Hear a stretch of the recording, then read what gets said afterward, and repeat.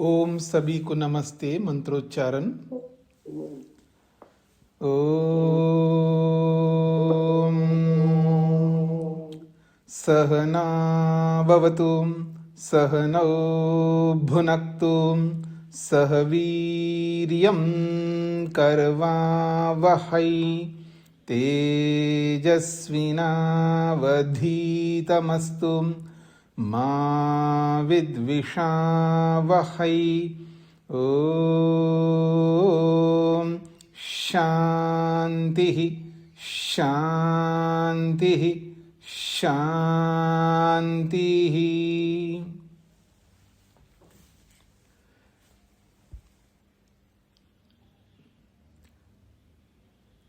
वेदांत दर्शन की कक्षा संख्या 89 है।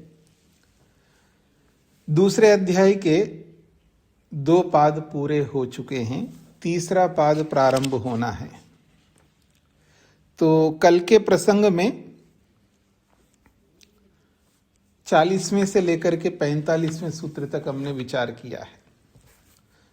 कारणवत् चेत न भोगादिभ्यः, इसका अर्थ कमलेश जी बताएंगी।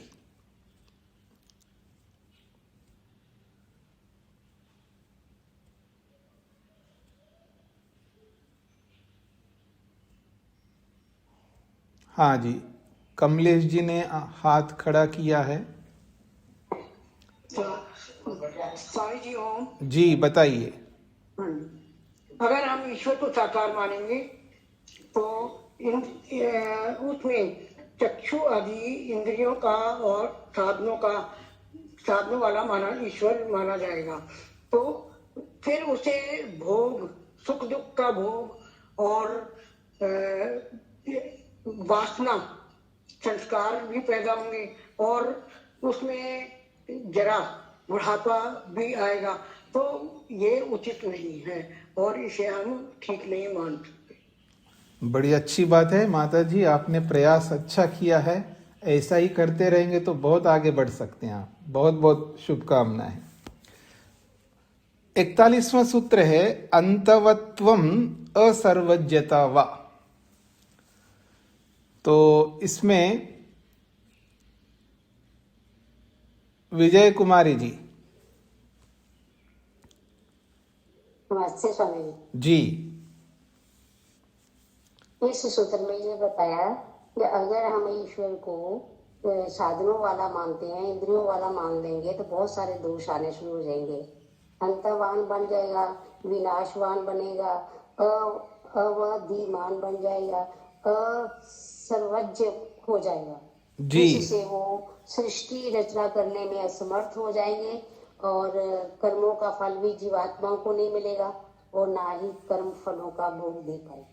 जी, तो आप वीडियो ऑन नहीं कर सकते हैं? आपका स्वास्थ्य ठीक है? हाँ ठीक है, अच्छी बात है। तो आगे बढ़ता हूं जी मैं। अच्छा आपने बताया है उत्पत्ति असंभवात, 42वां सूत्र। उत्पत्ति असंभवात। मैं ये देख रहा हूं अभी तक जो नहीं बता पाए हैं उनसे पूछूं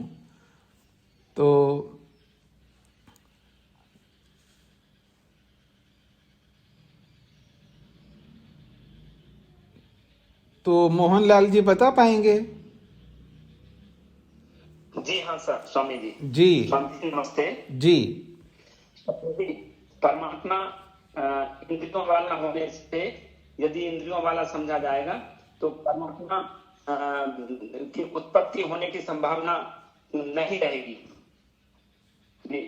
सृष्टि उत्पत्ति होने की संभावना नहीं रहेगी यदि इंद्रियों वाला माना जाएगा तो। अच्छा जी।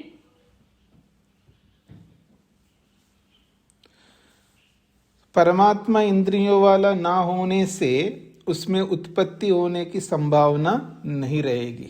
ठीक है। न च कर्तु करणम, न च कर्तु करणम। अरुण जी बताइए, गुप्ता जी। नमस्ते स्वामी जी। स्वामी जो भी कोई उत्पन्न होता है तो उसका कोई ना कोई कारण होता है, यानी कि उपादान कारण होता है। तो ईश्वर का कोई उपादान कारण नहीं है, इसलिए जो है ईश्वर उत्पन्न नहीं, और कारणम भी नहीं है कोई, ऐसा नहीं कि जिससे वो उत्पन्न होता है। हाँ जी, अनिल जी बताइए, विज्ञानादि भावे व तद अप्रतिषेध। स्वामी जी, इस सूत्र में वो साकार ईश्वर ने साकार मान रहा है प्रश्न करता, तो उसी का ऊपर खंडन किया गया है जी। क्या विज्ञान आदि जो कारण है उसमें ईश्वर की उत्पत्ति संभव नहीं है।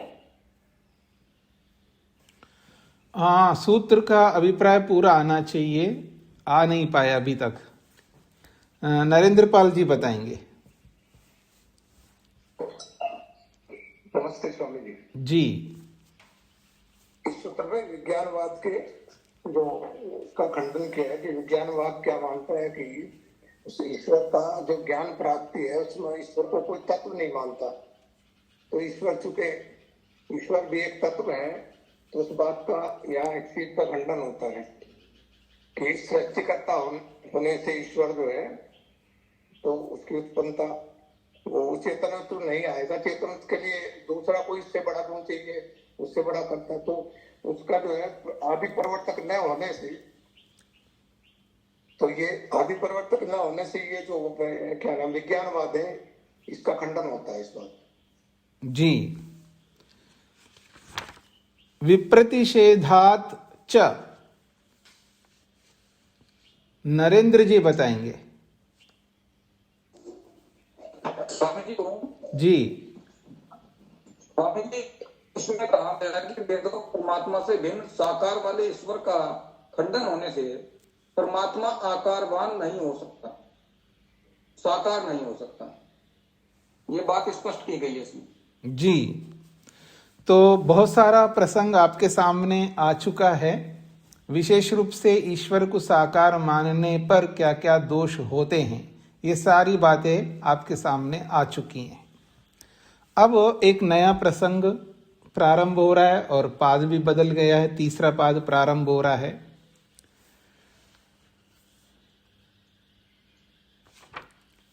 सूत्र है न वियद अश्रुते। वियत वियद, तकार भी हो जाता है, दकार भी हो जाता है अंत में, तो वियद अश्रुते। वियत कहते हैं आकाश को। न वियत आकाशो न उत्पद्यते, ये प्रश्नकर्ता का सूत्र है। प्रश्नकर्ता कहना चाहता है कि आकाश तो उत्पन्न हो नहीं सकता। जिनका माइक बंद नहीं है, माइक बंद करके रखेंगे। आकाश उत्पन्न नहीं हो सकता, ये प्रश्नकर्ता का कहना है। इसलिए कहता है आकाशो न उत्पद्यते, आकाश उत्पन्न नहीं होता। कथम, क्यों नहीं उत्पन्न हो सकता? तो कहते तस्य अनुत्पत्ति धर्मत्वम, क्योंकि उसके अनुत्पत्ति धर्म है, उसके अंदर उत्पन्न न होने वाला धर्म है। अर्थात वो नित्य समझ करके बोल रहा है, क्योंकि जो वस्तु नित्य होती है उसमें उत्पन्न होने वाला धर्म नहीं होता है। इसी को बोला है तस्य अनुत्पत्ति धर्मत्वम। उस आकाश में उत्पन्न होने वाला धर्म नहीं है। क्यों नहीं है? उच्यते, इसका समाधान भी वो करता है प्रश्नकर्ता। अश्रुते है, श्रुते अभावात्, ऐसी कोई श्रुति ही नहीं है, ऐसा कोई प्रमाण ही नहीं है जो कहता हो कि आकाश उत्पन्न होता है। उत्पत्ति प्रकरणे तस्य श्रुति श्रवणम न विद्यते। जो उत्पत्ति का प्रकरण है, सृष्टि उत्पत्ति का जो प्रकरण है, उस प्रकरण में तस्य, उस आकाश के संदर्भ में श्रुति का कोई श्रवण नहीं होता है वहां पर। अर्थात कोई श्रुति ये नहीं कह रही है कि उसकी उत्पत्ति होती है। अब वो प्रमाण भी देता है, तद यथा सद एव सौम्य इदम अग्रे आसीत। छांदोग्य का है, हे सौम्य, सद एव इदम अग्रे आसीत, सबसे पहले सत्तात्मक पदार्थ था। इति आरभ्य, इस बात को आरंभ करके वहां पर बोला है तद ऐक्षत।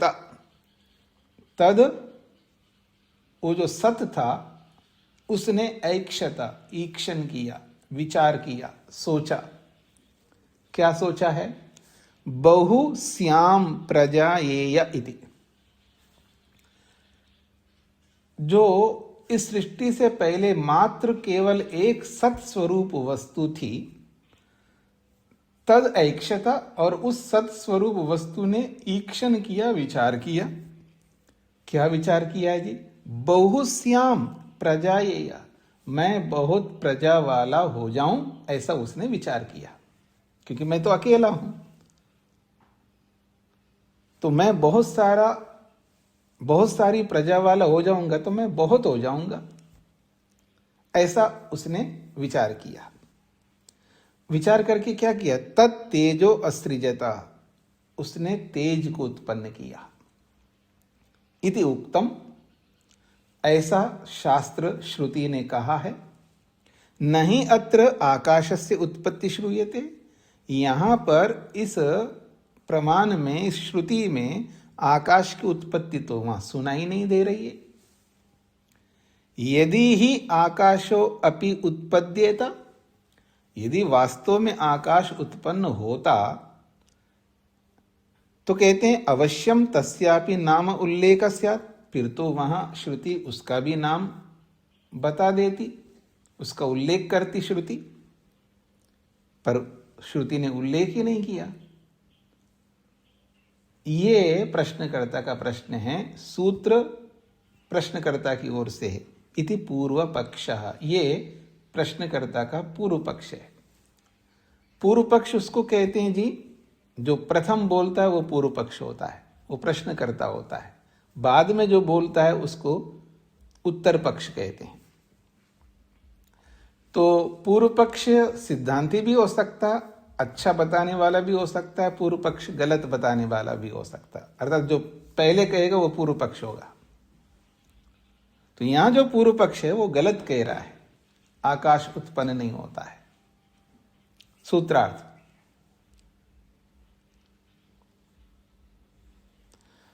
आकाश उत्पन्न नहीं होता है। आकाश उत्पन्न नहीं होता है।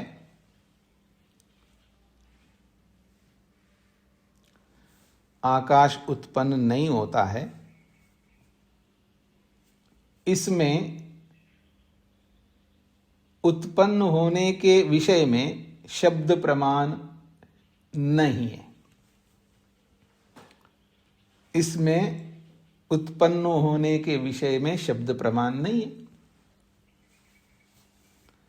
आकाश उत्पन्न नहीं होता है, इसमें उत्पन्न होने के विषय में शब्द प्रमाण नहीं है।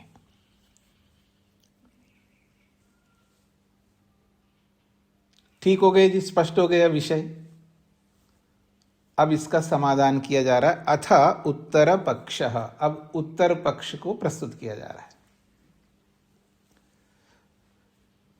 अस्ति तु, आपने कहा कि शब्द प्रमाण नहीं है, ऐसा कैसे हो सकता है? आपने कहा श्रुति है ही नहीं है आकाश की उत्पत्ति के विषय में। तो उत्तर पक्ष कहता है अस्ति तु, शब्द प्रमाण तो है, श्रुति तो है।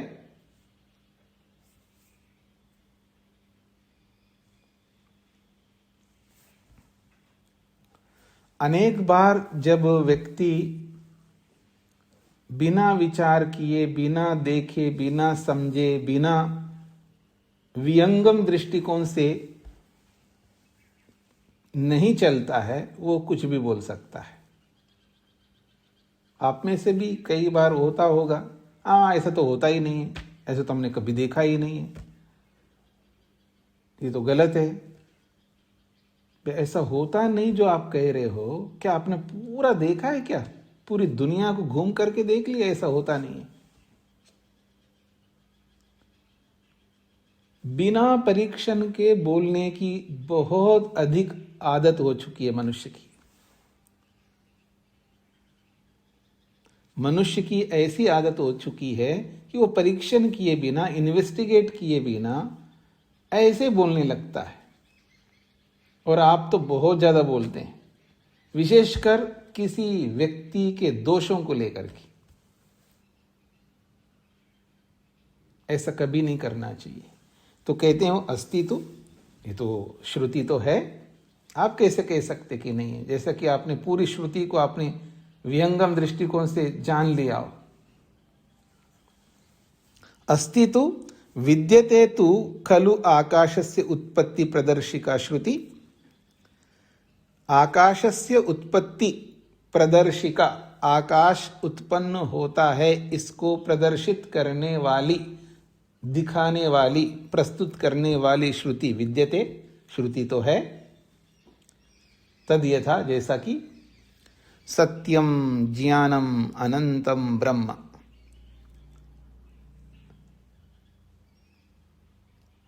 वो कैसा है जी? ब्रह्म वो सत्य है, ज्ञानम वो ज्ञानी है, और अनंत भी है। इति ब्रह्मात्मानं प्रकृत्या, इस ब्रह्म के स्वरूप को बताते हुए, इसका प्रसंग चलाकर, तत्रैव वचने, उसी वचन में, ततो ब्रह्मात्मना सकाशात, उसके आगे इस ब्रह्मा रूपी आत्मा से ही, अर्थात परमात्मा ब्रह्म से ही, ब्रह्मात्मना सकाशात, उसी परमात्मा से कल आकाशस्य उत्पत्ति प्रदर्श्यते, उस आकाश की उत्पत्ति को वहां दर्शाया है, प्रस्तुत किया है, श्रवण किया है। क्या? तस्माद् वा एतस्माद् आत्मना आकाशः संभूतः। ये वचन पहले अनेक बार आ चुका है। इस आत्मा रूपी ब्रह्म से आकाशः संभूता, आकाश उत्पन्न हुआ। श्रुति तो कह रही है, और आप कहते हो श्रुति ही नहीं है।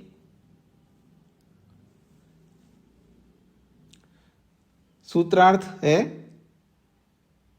आकाश के उत्पन्न होने में शब्द प्रमाण है। आकाश के उत्पन्न होने में शब्द प्रमाण श्रुति है। आकाश के उत्पन्न होने में शब्द प्रमाण श्रुति है। नहीं है ऐसा बिल्कुल नहीं। आकाश के उत्पन्न होने में शब्द प्रमाण श्रुति है, नहीं है ऐसा बिल्कुल नहीं है।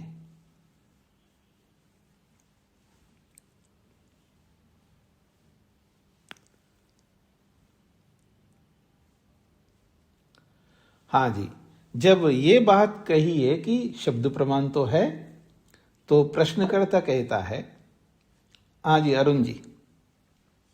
नमस्ते स्वामी जी, इसमें जो इससे पहले वाला जो सूत्र है, जो छांदोग्य उपनिषद का उन्होंने जो प्रमाण दिया है पूर्व पक्षी ने जी, उसमें जो अग्नि है वो ज्ञान रूप अग्नि है, या फिर ये जो भौतिक अग्नि हम देखते हैं, जो ये उन्होंने तेज और अग्नि का जो बारे में बताया है? नहीं, वो तो तेज तो उत्पत्ति प्रकरण में दिया है ना। वहां पर उत्पत्ति प्रकरण में जब तेज को उत्पन्न किया, इसका मतलब ज्ञान रूपी तेज को उत्पन्न किया, ऐसा अर्थ नहीं होगा ना। अच्छा, वो भौतिक अग्नि जो है उसी को ही लिया जाए। हाँ जी, हाँ जी, हाँ जी, जी ठीक। तो जब शब्द प्रमाण श्रुति है ऐसा जब बोला है, तो अब प्रश्नकर्ता अपनी बात को किस तरह प्रस्तुत करता है। व्यक्ति जब चालाकियां करता है ना, खैर इसको तो आपको क्या बताना है कि आप तो वाकिफ ही है, क्यों जी? ये कोई नई बात तो है ही नहीं है कि कौन मनुष्य है जो चालाकियां नहीं करता होगा। उसका जीवन ही इन्हीं चालाकियों से ही भरा हुआ जीवन है। आप में से ऐसा कोई है कि मैंने कोई चालाकी नहीं की है? हाँ, ये हो सकता है उसको आप चालाकी नहीं मानते होंगे, ये तो हो सकता है, लेकिन चालाकी नहीं किया हो ऐसा हो नहीं सकता। जिस व्यक्ति के जीवन में अविद्या है, वो ये कह नहीं सकता, कहेगा तो वो थोड़ा सा कच्चा है आदमी, जब पक जाएगा ना तो समझ में आता है। अनेक बार क्या होता है, जब किसी को कहते हैं आप गलत करते हो, नहीं बिल्कुल, ऐसे कैसे कहते हैं आप, मैं तो कोई गलती नहीं करता हूं, गलत नहीं करता हूं। आप झूठ बोलते हो, नहीं बिल्कुल नहीं, मैं तो झूठ ही नहीं बोलता हूं। आप चोरी करते हो, नहीं बिल्कुल नहीं, यानी मना करता है व्यक्ति, क्योंकि उसको हो सकता है उसके ज्ञान में वो गलत नहीं समझता होगा उन चीजों को, अथवा कोई जानबूझ करके भी बोल सकता है, नहीं करता हुआ भी नहीं करता हूं बोल सकता है। लेकिन कुछ लोगों को पता भी नहीं रहता इसको गलत कहते हैं, इसलिए वो कहता है कि मैं नहीं करता हूं। मैं जब उसको समझाया जाता है, अच्छा इसको ऐसा, ये भी गलत है, ये भी गलत है, उसको समझ में आता है। खैर, प्रश्नकर्ता कहता है पुनः पूर्व पक्षत्वेन प्रतिवदति, फिर प्रश्नकर्ता की ओर से फिर सूत्र प्रस्तुत किया जा रहा है। वो कहता है गौणी असंभवात, ये जो आपने श्रुति प्रस्तुत की है आकाशः संभूता, ये जो आकाश उत्पन्न हुआ ऐसा आपने जो श्रुति दी है वो तो गौण है। गौणी असंभवात, मुख्य और गौण ये दो शब्द चलते, मुख्य और गौण। कहते हैं गौणी असंभवात या ही तैत्रीय उपनिषदि आकाशस्य उत्पत्ति श्रूयते, जो तैत्रीय उपनिषद में आकाश के बारे में उत्पत्ति सुनाई देता है, स गौणी न तो मुख्य, वो तो गौण है, वो मुख्य थोड़ा है। गौण कथन तो होता ही है शास्त्रों में, मुख्य कथन नहीं है। कुतः, क्यों मुख्य कथन नहीं है, गौण ही क्यों है? तो कहता है असंभवात, तस्य उत्पत्ति असंभवात, उसकी उत्पत्ति होना ही संभव नहीं है। अब उत्पन्न होना संभव क्यों नहीं है जी? तो कहता है नहीं सर्वगतस्य व्यापिना आकाशस्य उत्पत्त्या भवितव्यम, उत्पत्ति ही संभव नहीं है। केवल इतना बोलने से काम नहीं चलेगा ना, आपको कारण बताना पड़ेगा क्यों उत्पन्न नहीं हो सकता। अनेक बार हम लोग भी बस ऐसा होता नहीं है, जब कारण पूछते हैं तो बताते नहीं।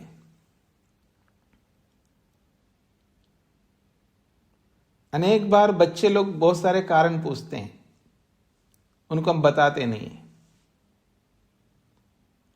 और जब बार बार पूछते हैं तो फिर हम इरिटेट हो जाते हैं, फिर उनको चुप करवाते हैं, फिर उनके माँ होने का, पिता होने का रोब जमाते हैं।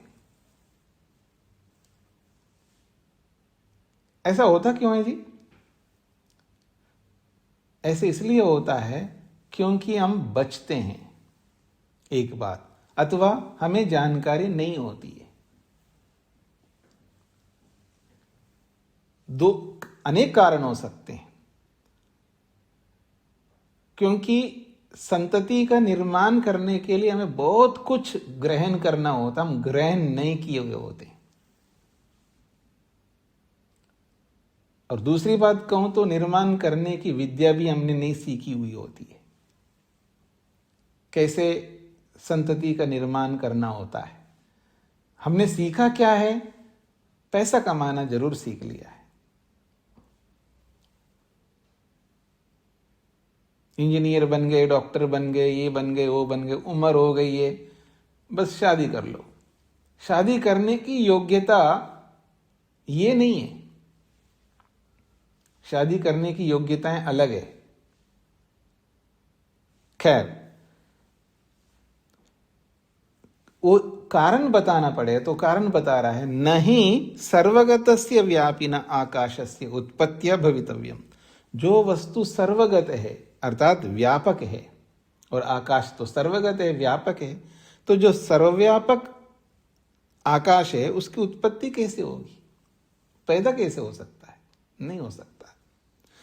आकाशात्मना तस्य अभिव्यक्ति भावात् स्याद उत्पत्ति कथनम। फिर भी उसको उत्पन्न होता है ऐसा जो बोला है, वो क्यों बोला है? गौण रूप से बोला है। क्या है वो गौणता, ये भी बताना पड़ेगा ना आपको। वो गौण स्वरूप क्या चीज है? गौण कहने मात्र से काम नहीं चलेगा। मुख्य नहीं है, गौण है, तो गौण क्यों है ये भी बताना होगा ना। तो कहते अवकाशात्मना तस्य अभिव्यक्ति भावात्। अवकाशात्मना का मतलब अवकाश के स्वरूप में। अवकाश देता है ना, आकाश तो हमें अवकाश देता है, स्थान देता है। तो अवकाशात्मना, अवकाश स्वरूप से, तस्य अभिव्यक्ति भावात्, उसकी अभिव्यक्ति होने से, मतलब अवकाश यानी स्थान देने की अभिव्यक्ति वो होती है आकाश के कारण से। तो अवकाश देने की अभिव्यक्ति होने मात्र से उसको उत्पन्न होना बोला गया है, उत्पत्ति का कथन किया है। उत्पत्ति का मतलब प्रकट होता है। अवकाश देने के लिए आकाश प्रकट होता है, तो उस प्रकट को, उस अभिव्यक्ति को उत्पत्ति बोल दिया गया है। समझ रहे हैं ना आप लोग? जैसे मैं आपको दूसरा उदाहरण देता हूं। वेद उत्पन्न होता है, अगर ऐसा कोई कहे तो उत्पत्ति का मतलब ऐसा कोई कार्य वस्तु नहीं है कि किसी कारण से वेद उत्पन्न हो गया हो। बस वो वेद अभिव्यक्त होता है, प्रकट होता है।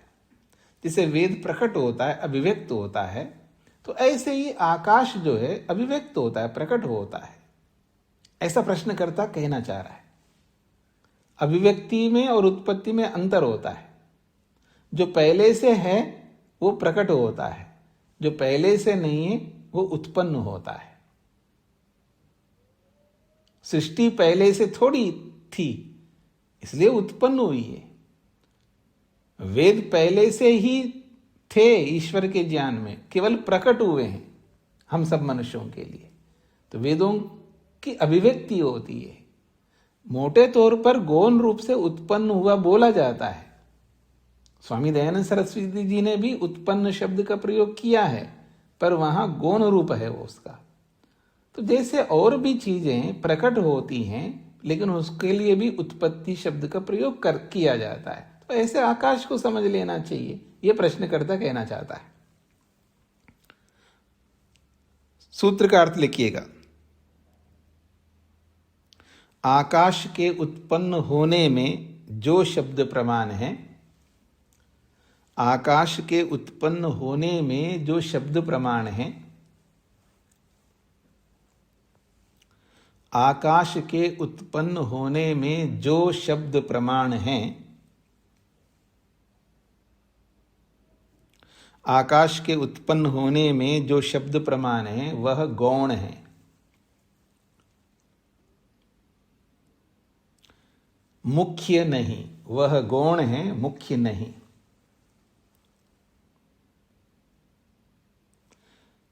वह गौण है, मुख्य नहीं। क्योंकि व्यापक आकाश का उत्पन्न होना, क्योंकि व्यापक आकाश का उत्पन्न होना,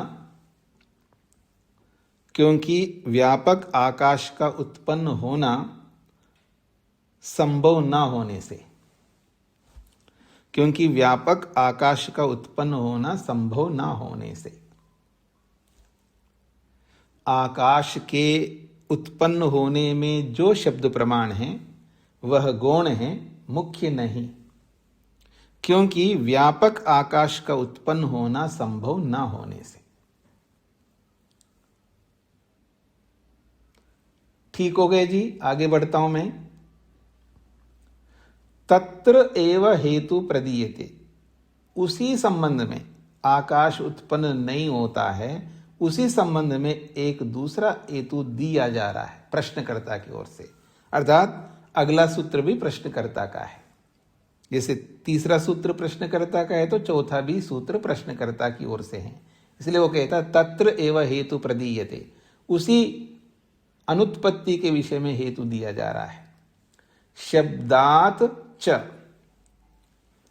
शब्दात च, आकाशस्य अनुत्पत्ति विषये प्रयुज्यमानात् विशेषण शब्दात् अपि स किल उत्पत्तिः गौणी मंतव्या।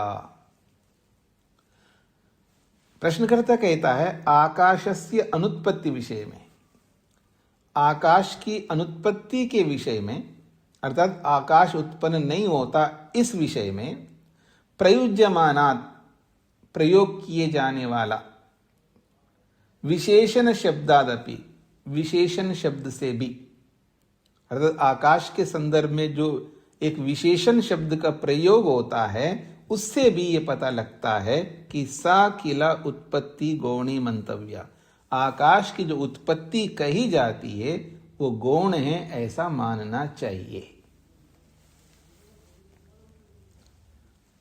यहां समझने का प्रयत्न करना, आकाश उत्पन्न होता है इस संदर्भ में जो विशेषण शब्द का प्रयोग किया जाता है उस विशेषण शब्द से यह पता लगता है कि उत्पत्ति बताना गौण है।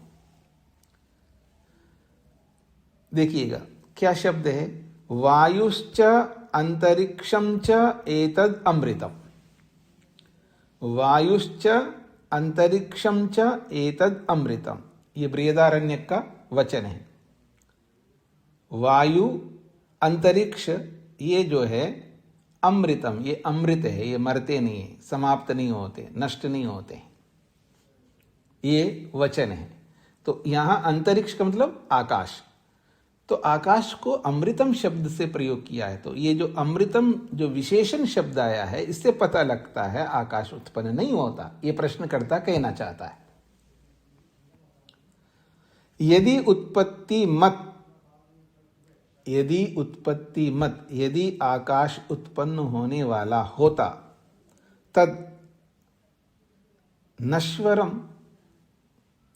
तद न नश्वरम, नहीं तद अनश्वरम, ऐसा है, तद अनश्वरम। फिर वो अनश्वर है ऐसा क्यों कहता है शास्त्र? अमृतम कहा ना, अमृतम का मतलब न अमृतम, अमृतम जो मरता नहीं है, नश्वर नहीं है, अनश्वर है, ऐसा प्रमाण कहता अंतरिक्ष को लेकर के। तो यदि उत्पत्ति मत तत् न नश्वरम, फिर वो नश्वर नहीं होना चाहिए, या तद अनश्वरम, वो नश्वर नहीं होना चाहिए। न अमृतम, फिर उसको अमृतम नहीं कहना चाहिए। यदि ही आकाश उत्पत्तिमान स्यात्, यदि आकाश उत्पन्न होने वाला होता उसको अमृतम अनश्वरम ऐसा नहीं कहना चाहिए। तदा न अमृत शब्देन विशेष्येत, फिर तो अमृत शब्द से उसको विशेषित भी नहीं करना चाहिए। जब अमृत शब्द से उसको विशेषित किया जा रहा है इसका मतलब वो उत्पन्न नहीं होता है। एवं, इस प्रकार से शब्द खलु तस्य उत्पत्ति मत्वम प्रतिषेधयति। एवं शब्द, ये जो विशेषण शब्द है ये खलु निश्चित रूप से तस्य उस आकाश के संदर्भ में उत्पत्ति मत्व, उसके उत्पत्ति वाला होने का प्रतिषेधति, वो खंडन करता है। अर्थात आकाश उत्पन्न होता है उसका खंडन करता है। ये तो ही तैत्रीय प्रदर्शिता किल उत्पत्ति आकाशस्य गौणी मंतव्या, क्योंकि जो तैत्रीय उपनिषद के अंदर जो वचन दिखाया है वो निश्चित रूप से उस उत्पत्ति को जो कहना है उसका वो गौणी मंतव्य, वो गौण मानना चाहिए। तैत्रीय प्रदर्शिता किल उत्पत्ति आकाशस्य, आकाश की उत्पत्ति को जो तैत्रीय उपनिषद में जो प्रदर्शित किया, दर्शाया है, कथन किया है, गौणी मंतव्य, उस कथन को आप गौण मान ले, ऐसा प्रश्नकर्ता कहना चाहता है। सूत्रार्थ,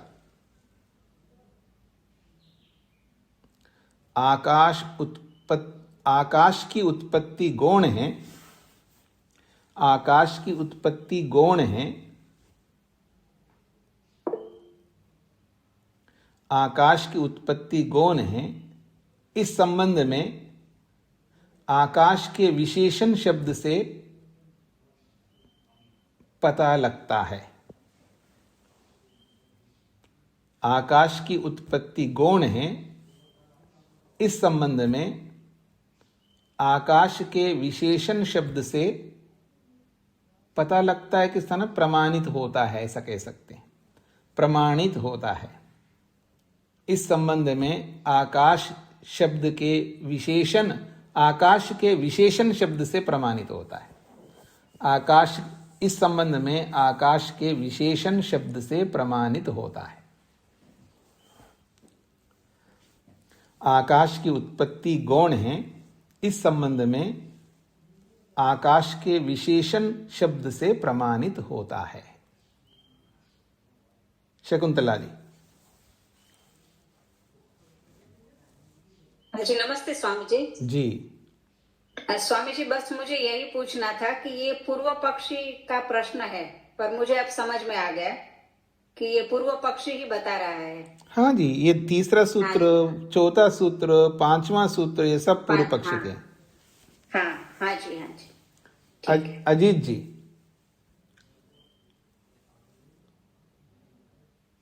हाँ स्वामी जी नमस्ते जी।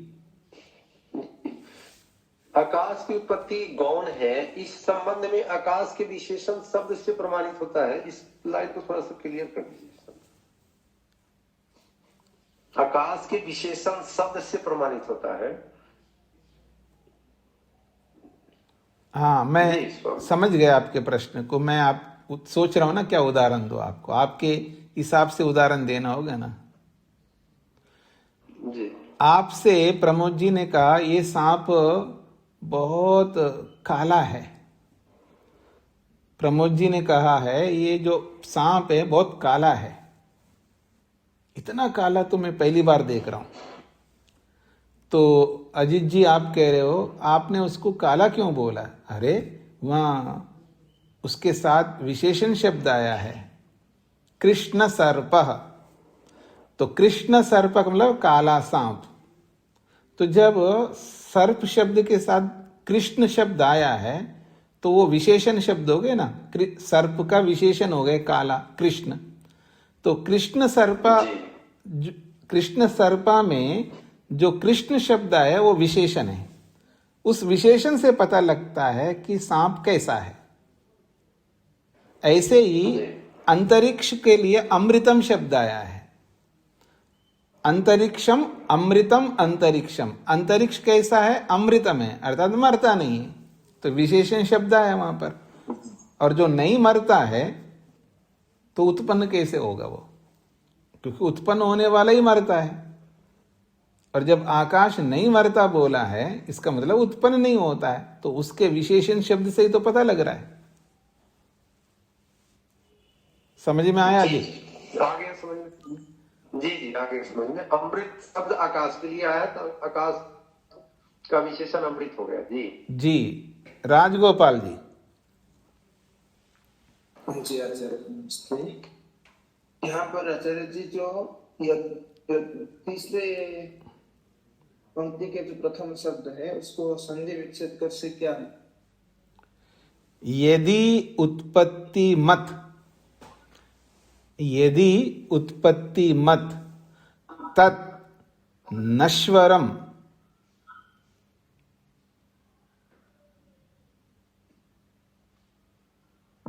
न अमृतम। यदि उत्पत्ति मत, यदि वो वस्तु उत्पन्न होने वाली है तो तत् वह नश्वरम, वो नश्वर होना चाहिए। न अमृतम, वो अमृत नहीं होना चाहिए। जी आचार्य।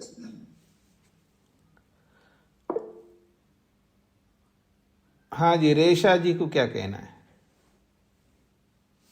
जी नमस्ते जी। जी जी, ये जो पूर्व पक्ष की बात चल रही है तो ये प्रश्न है या उत्तर है सारे वो आगे? नहीं, अभी जो तीसरा चौथा सूत्र है तो प्रश्नकर्ता के सूत्र है ना। अच्छा जी। अब पांचवा सूत्र भी आ रहा है। हाँ जी, पांचवा सूत्र भी पर प्रश्नकर्ता का ही है। लगातार 3 सूत्र प्रश्नकर्ता के हैं, फिर उसके आगे उत्तर देंगे। जी ठीक। 5वें सूत्र की भूमिका में कहा आकाशस्य उत्पत्ति गौणत्वे अन्यो हेतु। आकाश की उत्पत्ति गौण है, इस संबंध में एक और हेतु प्रश्नकर्ता प्रस्तुत कर रहा है, इसलिए कह रहे हैं पूर्व पक्षतया प्रदीयते। पूर्व पक्षी की ओर से एक और हेतु दिया जा रहा है कि आकाश की उत्पत्ति गौण है। तो आकाश की उत्पत्ति गौण है, इस संदर्भ में पूर्व पक्षी की द्वारा एक अन्य दूसरा कारण हेतु दिया जा रहा है। क्या है वो? स्यात् च एकस्य ब्रह्म शब्दवत्। जब प्रश्नकर्ता विशेष होता है ना, तो प्रश्न करना और उत्तर देना बड़ा अच्छा, सरल, मतलब अच्छा लगता है, यानी एक आनंद आता है। प्रश्नकर्ता भी विशेष होना चाहिए, साधारण हो तो कोई आनंद नहीं आएगा। हाँ जी, आप में से कोई मेरे से प्रश्न करें कि स्वामी जी आप खाना खाते हैं क्या? ये कोई प्रश्न थोड़ा, ये प्रश्न तो है पर ऐसा कोई विशेष प्रश्न थोड़ा है।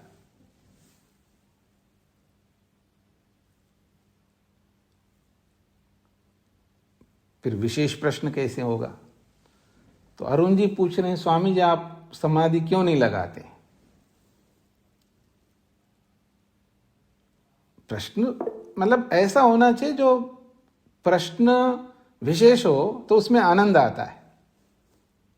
अब समाधि क्यों नहीं लगाता सामने वाला, उसके लिए बहुत कुछ बताना पड़ेगा, बहुत सारी बातें निकल के आएंगी ना लगाने के पीछे।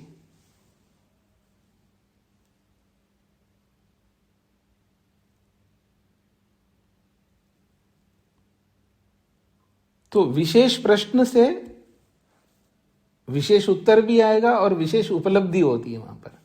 तो प्रश्नकर्ता को सरल मत समझना, अनेक बार प्रश्नकर्ता विशेष भी होता है। तो अब वो विशेष प्रश्न प्रस्तुत किया जा रहा है, देखिएगा। स्यात् च एकस्य ब्रह्म शब्दवत् तत्र तैत्रीयोपनिषदि यह खलु प्रयुक्ता संभूता शब्द आकाश संभूता आकाशाद वायु, ऐसे वहां पर बहुत सारे शब्द आए हैं उत्पन्न होने के संदर्भ में। यह सूत्र प्रश्नकर्ता इसलिए प्रस्तुत कर रहा है, देखिए संभूता का अर्थ आपने उत्पन्न हुआ ऐसा अर्थ कर रहे हो ना। उत्पन्न हुआ भी अर्थ होता है, उत्पन्न नहीं हुआ भी अर्थ होता है। हाँ, ये याद रखना, वो प्रश्नकर्ता ये कहना चाहता है।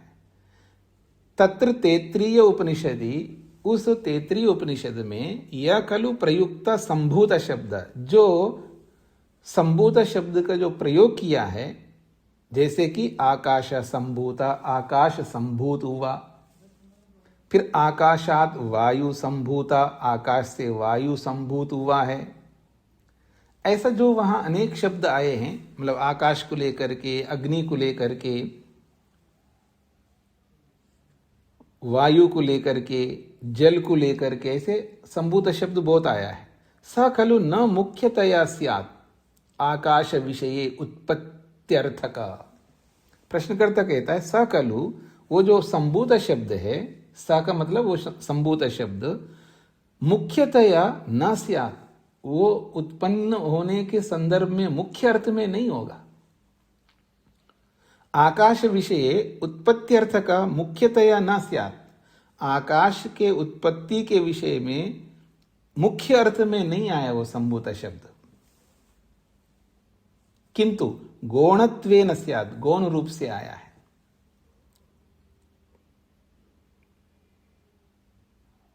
ये प्रश्नकर्ता कहना चाह रहा है। तत्र भवेत वायु प्रवृत्तिन प्रति तु उत्पत्ति बोधक। अच्छा, आकाश के लिए संभूत आया है तो वायु के लिए भी आया है, तो इसका मतलब वायु के लिए वायु भी उत्पन्न नहीं होती है, क्योंकि उसके लिए भी संभूत शब्द है। तो प्रश्न करता नहीं, आकाश के लिए तो उत्पन्न होना अर्थ लेना आप। वो जो संभूत शब्द आया है आकाश के लिए वहां तो उत्पन्न होना गौण के रूप में अर्थ लेना है, अभिव्यक्त होता है ऐसा अर्थ लेना है। लेकिन जब वायु के रूप में आया तो वहां संभूत का अर्थ उत्पन्न होना अर्थ लेना है। जब अग्नि के रूप में आया है तो उसके लिए आप उत्पन्न होना अर्थ लेना है, लेकिन आकाश के लिए नहीं लेना। यह प्रश्नकर्ता कहना चाह रहा है। तत्र भवेत वायु प्रवृत्तिन प्रति, हाँ तत्र भवेत वहां हो जाए वायु प्रवृत्तिन प्रति, प्रवृत्ति मतलब वायु आदि, प्रवृत्ति भी आदि शब्द के लिए आता, इत्यादि के लिए। तो वायु आदि पदार्थों के लिए तो उत्पत्ति बोधक स्यात्, वो उत्पत्ति को बताने वाला हो जाए संभूति, लेकिन आकाश के लिए नहीं हो। यदि हम ये कहे कथम स्याद एकस्मिन् संदर्भे गौण मुख्य प्रवर्तिका, यदि सिद्धांती ये कहना चाहे कि कैसे एक ही संदर्भ में, एक ही प्रसंग में, एक ही विषय में एक ही शब्द गौण को भी बताया और मुख्य को भी बताया, ये कैसे कह सकते हैं? अगर यदि आप ये कहते हो उत्तर करता, ये प्रश्नकर्ता ही उत्तरकर्ता की ओर से प्रश्न उठा करके उसका समाधान कर रहा है। यदि आप ये कहना चाहते हो एकस्मिन् संदर्भे, एक ही संदर्भ में, एक ही विषय में, एक ही प्रकरण में वो शब्द गौण अर्थ को भी बता दे और मुख्य अर्थ को भी बता दे, ये कैसे हो सकता है? अगर ऐसा आप कहना चाहते हो इति अत्र उच्यते, इसके संदर्भ में हम उत्तर देंगे। क्या उत्तर है? यद एकस्य संभूत शब्दस्य गौण मुख्यार्थकत्वम एकस्मिन् संदर्भे अपि स्यात्। हाँ, एक ही संदर्भ में एकस्य संभूत शब्द से, एक ही संभूत शब्द है और वो एक ही संभूत शब्द गौण और मुख्यार्थकत्वम, गौण के रूप में और मुख्य अर्थ के रूप में एकस्मिन् संदर्भे, एक ही संदर्भ में अपि स्यात्, एक ही संदर्भ में भी ये हो सकता है। उसी एक संदर्भ में, एक प्रसंग में वो एक ही शब्द दोनों अर्थ को दे सकता है। कैसे दे सकता है? आपके कहने से कैसे होगा? अगर कोई सिद्धांती उत्तरकर्ता पूछे तो कहता, बता रहा है उदाहरण, ब्रह्म शब्दवत, ब्रह्म शब्द के समान समझ लेना। ब्रह्म शब्द एक ही प्रसंग में मुख्य अर्थ को भी देता है और गौण अर्थ को भी देता है। यथा ही ब्रह्म शब्द एकस्मिन्नेव संदर्भे गौण मुख्यार्थयोः संप्रयुज्यते। कहते हैं यथा ही, जैसा कि ब्रह्म शब्द जो है एकस्मिन्नेव संदर्भे, एक ही संदर्भ में, एक ही प्रसंग में गौण अर्थ और मुख्य अर्थ दोनों के लिए प्रयोग में आता है। अब वो प्रमाण दे रहा है, तपसा ब्रह्म विजिज्ञासस्व तपो ब्रह्म इति। ये भी तैत्तिरीय उपनिषद का ही है। वचन क्या कहता है, प्रमाण क्या कहता है? तपसा ब्रह्म विजिज्ञासस्व, अपनी महान तपस्या करके ब्रह्म को जान लेना चाहिए। ब्रह्म ऐसे नहीं समझ में आता है, हाँ जी आपने पढ़ लिया और आपको ब्रह्म समझ में आ जाए, आपने सुन लिया आपको ब्रह्म समझ में आ गया, आपने मनन कर लिया और ब्रह्म समझ में आ गया, ऐसा थोड़ा ब्रह्म समझ में आएगा आपको। शास्त्र क्या कह रहा है? ब्रह्म यूं नहीं समझ में आता है कि आपने सुन लिया तो समझ में आ गया आपको ब्रह्म। जैसे हम लोग कई बार हाँ जी समझ में आ गया तो आदमी सिर हिलाता, हाँ जी आ गया, मुंह से भी बोलता हाँ जी आ गया, पर आता नहीं है, ऐसे बोल देता है। केवल सुनने मात्र से, केवल पढ़ने मात्र से, केवल लिखने मात्र से, केवल विचार करने मात्र से कोई चीज समझ में आ जाए इतना सरल नहीं है, और वो भी विशेषकर ब्रह्म। तो कहते तपसा ब्रह्म विजिज्ञासस्व, यदि तुम ब्रह्म को जानना चाहते हो, समझना चाहते हो तो तपसा, तपस्या करो, घोर घनघोर तपस्या करो, उससे ब्रह्म जाना जाएगा। उसको ब्रह्म को जानना है, विजिज्ञासस्व मतलब जानने की इच्छा है, तो तपस्या करो तो ब्रह्म समझ में आएगा। तो यहाँ ब्रह्म का अर्थ है परमात्मा। फिर कहते तपो ब्रह्म इति, तप को भी ब्रह्म कहते हैं, जो तपस्या वो भी ब्रह्म है। तो यहाँ तप को ब्रह्म जो बोला ये गौण अर्थ में बोला है, और ब्रह्म को जानना चाहिए जो बोला वो मुख्य अर्थ में कहा। एक ही प्रसंग में, एक ही विषय में ब्रह्म शब्द दो जगह पर आ रहा है, और एक मुख्य अर्थ में आया, एक गौण अर्थ में आया, तब ब्रह्म थोड़ा होगा, गौण अर्थ में उसको ब्रह्म कहा है। तो अत्र एकस्मिन् संदर्भे अपि, यहाँ एक ही संदर्भ में भी एकस्य ब्रह्म शब्दस्य, एक ही ब्रह्म शब्द को गौण मुख्य अर्थत्वम स्पष्टम विद्यते, गौण और मुख्य अर्थ के रूप में स्पष्ट वहां पर दिया है। तत्र पूर्व भागे मुख्य अर्थ का, ये जो तपसा ब्रह्म विजिज्ञासस्व ये पूर्व भाग है, तपो ब्रह्म इति ये उत्तर भाग है। तो कहते हैं तत्र पूर्व भागे मुख्य अर्थ का, पूर्व भाग में जो ब्रह्म आया है वो मुख्य अर्थ में आया है। उत्तर भागे गौण अर्थ का, उत्तर भाग में गौण अर्थ को बताने के लिए आया है। तद्वत, उसी के समान यहां भी समझ लो आप, ये जो संभूत शब्द है एक ही प्रसंग क्यों ना हो, वहां आकाश है, वायु है, अग्नि है, जल है, पृथ्वी है, सब है, उन सब के लिए मुख्य अर्थ में आया है, लेकिन आकाश के लिए गौण अर्थ में आया है, जैसे ब्रह्म शब्द आता है। तद्वत, उसी के समान, तत्रापि संभूत शब्दो, उस प्रसंग में भी, तैत्तिरीय का जो प्रसंग दिया है उस प्रसंग में भी गौण मुख्यार्थ अभिधायक मंतव्य, वहां भी गौण और मुख्य अर्थ को बताने वाला समझ लेना। आकाशान्वितो गौणार्थक, जब आकाश से अन्वित होता है संभूत शब्द, अर्थात आकाश के साथ जुड़ता है, अन्वित का मतलब है जुड़ना, आकाश के साथ जब संभूता शब्द जुड़ता है तब गौणार्थ का गौण अर्थ ले लेना। अन्यत्र वायु प्रवृत्तिषु, बाकी जो वायु आदि जो और तत्व है उनके संदर्भ में मुख्यार्थतया योजनीय, वह मुख्य अर्थ के रूप में आप संगति लगा लेना। ये होता है प्रश्न, इसको कहते हैं प्रश्न करना, ऐसा होना चाहिए प्रश्न। हाँ जी, सूत्रार्थ लिखिएगा। जिस प्रकार ब्रह्म शब्द का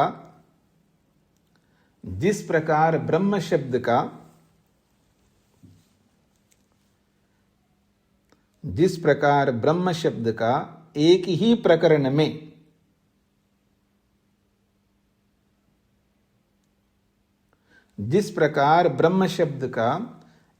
प्रकरण में मुख्य व गौण प्रयोग होने से या होने के समान, जिस प्रकार ब्रह्म शब्द का एक ही प्रकरण में मुख्य व गौण प्रयोग होने के समान, जिस प्रकार ब्रह्म शब्द का एक ही प्रकरण में मुख्य व गौण प्रयोग होने के समान, मुख्य व गौण प्रयोग होने के समान आकाश संबंधी संभूत शब्द का भी, आकाश संबंधी संभूत शब्द का भी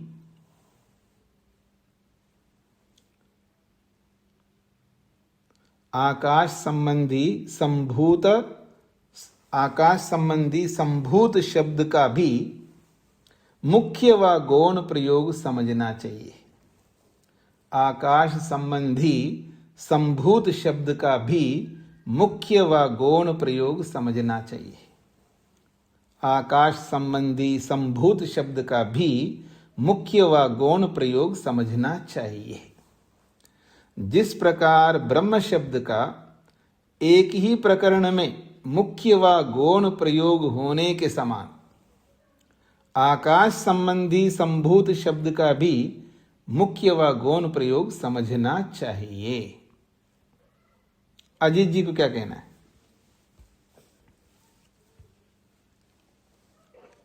जी नहीं, स्वामी जी पहले कहा, मैं हटा लेता हूँ। तो हटाइएगा ना जी। जी जी।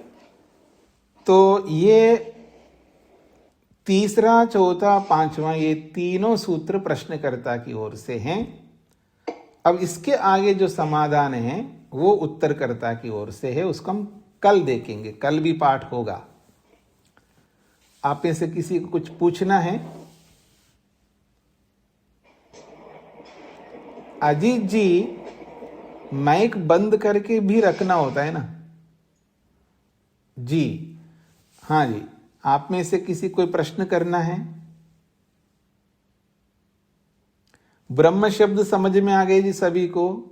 ब्रह्म शब्द एक ही प्रसंग में ब्रह्म शब्द से मुख्य अर्थ परमात्मा सृष्टिकर्ता को भी लिया है, और वही ब्रह्म शब्द उसी प्रसंग में ब्रह्म शब्द गौण अर्थ में भी तप को बोला है, क्योंकि तप तो सृष्टिकर्ता नहीं है ना, तप ब्रह्म नहीं है, लेकिन तप बहुत बड़ा है, क्योंकि तपस्या से ही तो समाधि लगती है।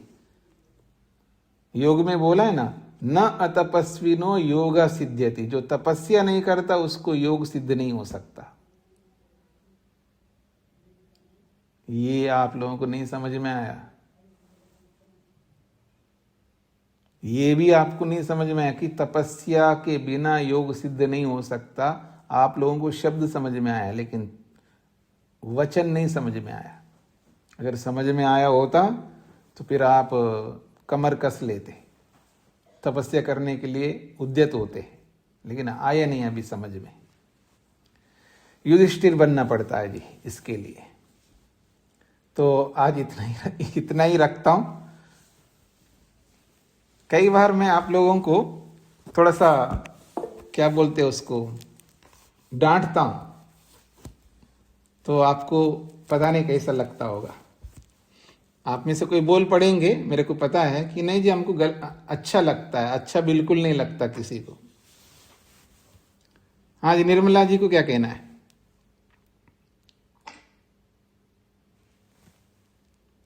निर्मला जी ने हाथ खड़ा किया। नमस्ते आचार्य जी। नमस्ते स्वामी जी। ये जो सूत्र नंबर 4 है, इसका वायु शांत ऋक्षेत्रमृतम, इसका थोड़ा सा अर्थ बता दीजिए। वायु च अंतरिक्षम च एतद अमृतम।